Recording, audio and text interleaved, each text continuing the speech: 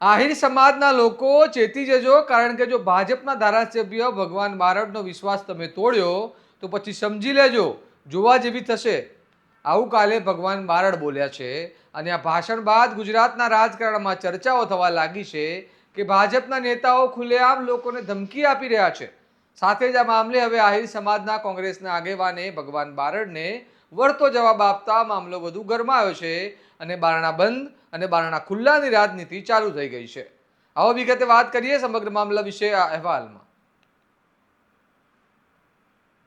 નમસ્કાર, હું ચિરાગ વર્ષાબેન, આપ જોઈ રહ્યા છો સ્વમાન. ચૂંટણીના તાપમાન વચ્ચે સૂત્રાપાડાના ગોરખમડી ખાતે યોજાયેલી ભાજપની સભામાં ભાજપના નેતા ભગવાન બારડે એક ચોંકાવનારું નિવેદન આપ્યું છે.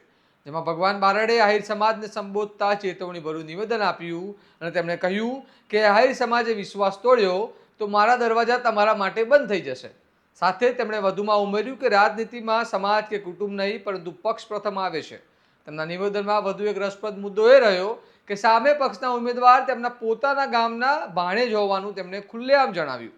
તેમ છતાં રાજકારણમાં સિદ્ધાંતને મહત્વ આપવાનું તેમણે કહ્યું કે ભાણેજ ભાણેજની જગ્યાએ અને કુટુંબ કુટુંબની જગ્યાએ રાજનીતિ સિદ્ધાંત સાથે કરવી જોઈએ એવો તેમણે દાવો કર્યો. સાંભળો ભગવાન બારડનું તે ભાષણ. આપને યાદ અપાવી દઉં કે આહિર સમાજના ઉમેદવાર એ મારા ગામના તો છે પણ મારો ભાણેજ પણ છે. ભાણેજ ભાણેજની જગ્યાએ, કુટુંબ કુટુંબની જગ્યાએ, રાજનીતિની અંદર સગા ભાઈઓ પણ હોય ને તો પણ સિદ્ધાંત સાથે રાજનીતિ કરવી પડે, સિદ્ધાંત સાથે વાતો કરવી પડે. જ્ઞાતિ જાતિથી કોઈ રાજનીતિ નહીં થાય. રિઝલ્ટ આવે ત્યારે ખબર પડશે. લોકસભામાં પણ આ જ રીતે હું વાત કરવા માટે નીકળ્યો હતો.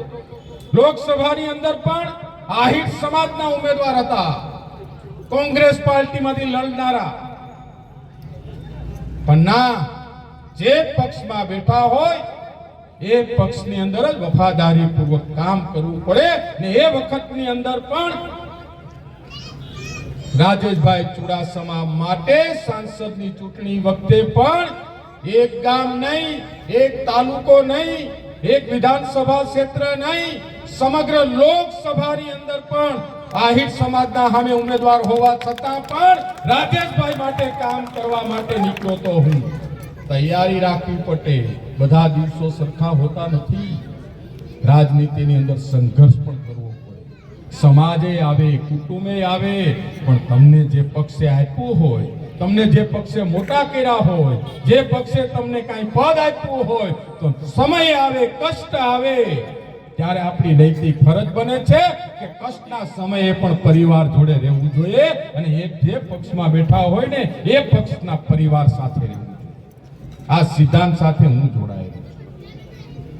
કોઈ જોડાય કે ન જોડાય, હું મારા સિદ્ધાંત સાથે વળગીને રાજનીતિ કરી રહ્યો છું. આજ પણ તમને વિનંતી કરું છું, આહિર સમાજના મિત્રો અહીંયા બેઠા હોય એને વિનંતી કરું છું કે રખેને ભૂલ નહીં ખાઈ જતા. જાહેર મંચ ઉપરથી કહું છું કે કાલે તમે જો રખેને ભૂલ ખાધી, તમે કાલે વિશ્વાસ તોડ્યો, કાલે ભરોસો તોડ્યો, તો તમે પણ તમારા માટે મારા દરવાજા બંધ થઈ જશે. ઓપન જાહેર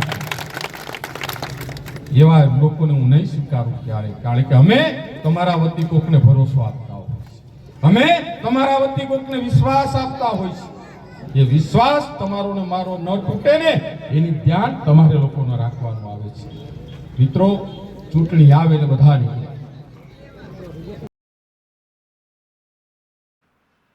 આ નિવેદન બાદ રાજકીય ગરમાવો વધી ગયો. કડવાર બેઠકના કોંગ્રેસ ઉમેદવાર મેરુ પંપાણીયા ભગવાન બારડના નિવેદનને કડક શબ્દોમાં તેમણે વખોડ્યું અને કહ્યું કે આવા નિવેદન સાંભળતા માથું શરમથી ઝૂકી જાય છે. મેરુભાઈએ આક્ષેપ કર્યો કે આવા નિવેદનો સમાજ માટે ખોટો સંદેશ આપે છે અને લોકો વચ્ચે વિભાજન ઊભું કરે છે. તેમણે સ્પષ્ટ કહ્યું કે કોંગ્રેસ દરેક સમાજ અને વર્ગ માટે સમાન છે અને અમારા દરવાજા દરેક માટે ખુલ્લા છે, ભલે કોઈ પણ મત આપે કે ન આપે. સાંભળો તેમણે પણ શું કહ્યું. હવે આજે જ્યારે ટીવી ચેનલના માધ્યમથી આપ મને પૂછો છો, મારું નામ મેરામણ એટલે સમુદ્ર કિનારો ટપે જ નહીં.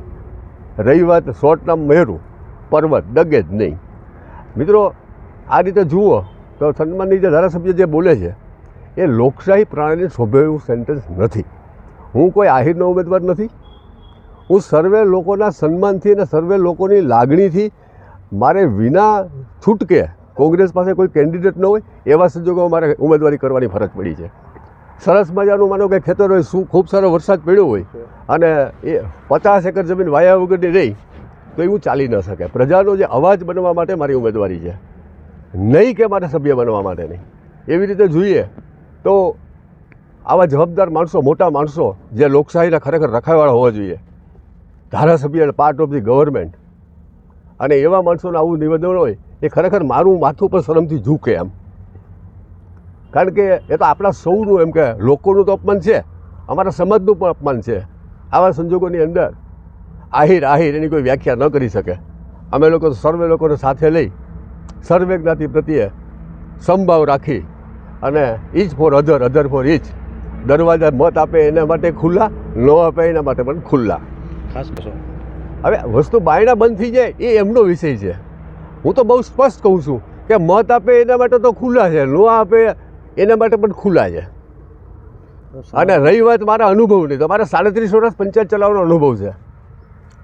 મેં 10 વર્ષ જિલ્લા પંચાયતમાં પ્લેનિંગ કર્યું છે, ઓપોઝિશન લીડર કર્યું છે અને પાર્ટ રૂલિંગ તરીકે કામ કર્યું છે. હું તો આપના માધ્યમથી મારા સમસ્ત ગીર સોમનાથની જનતાને જણાવવા માગું છું કે આ વખતે કોંગ્રેસની સરકાર ઇલેક્ટેડ થઈ તો જિલ્લા પંચાયતની હેસિયત શું હોય તમને બતાવી આપીશ. 2000 થી 2005ની અંદર અમારી જિલ્લા પંચાયત હતી જુનાગઢમાં. મિસ્ટર વિજયાનંદભાઈ રાઠોડ અને હું પ્રમુખ અને ઉપપ્રમુખ હતા. ગવર્મેન્ટ ઓફ ગુજરાતના રેકોર્ડમાં જોયા હો, અમારી ગુજરાતની રાજ્યની અંદર અમારી જિલ્લા પંચાયત 2nd નંબરની હતી. નડિયાદ પહેલો નંબર અને મારી ડિસ્ટ્રિક્ટ પંચાયત જુનાગઢ છે 2nd નંબર એક્ટિવિટી એમ. આ સમગ્ર ઘટનાએ સૂત્રાપાડા મંડળમાં રાજકીય માહોલ વધુ ગરમાવી દીધો છે. એક તરફ ભાજપના નેતા સમાજને સંબોધતા કડક સંદેશ આપે છે અને આમ તો જોવા જઈએ તો ધમકી જ કહી રહ્યા, તો બીજી તરફ કોંગ્રેસ તેને સમાજને ડરાવવાની અને વિભાજન કરવાની રાજકારણ ગણાવી રહ્યા છે. સ્થાનિક સ્વરાજ્યની ચૂંટણીના મતદાનની તારીખ 26 એપ્રિલ છે. ચૂંટણી નજીક આવતા હવે આ નિવેદનો અને પ્રતિક્રિયાઓ વધુ આવવાની સંભાવનાઓ છે અને અંતે મતદારો આ રાજકીય નિવેદનોને કેવી રીતે લે છે તે જ પરિણામ નક્કી કરશે. આ મામલે તમારું શું માનવું છે અમને કમેન્ટમાં જણાવો અને આ પ્રકારના અહેવાલ જો તમને પસંદ હોય તો ચેનલને સબસ્ક્રાઇબ કરવાનું ભૂલતા નહીં. નમસ્કાર.